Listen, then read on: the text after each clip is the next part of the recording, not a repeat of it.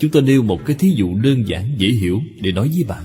Thí dụ như chúng ta tích lũy của cải, dành dụm tiền bạc, một đời cần cù rất vất vả, gom góp tích góp được không ít tiền. Ở trong đời sống thường ngày, thực sự là ăn tiêu tiết kiệm theo nề nếp cũ.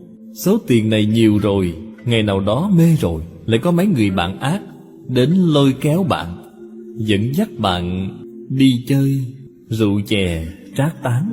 Mấy ngày thì đã tiêu sạch rồi. Bao nhiêu năm tích lũy vất vả, mấy ngày là tiêu sạch rồi. Sau khi tiêu sạch rồi, ở trong đây nhất định là tạo tội nghiệp, phía sau là đọa lạc, là nếm mùi khổ cực rồi.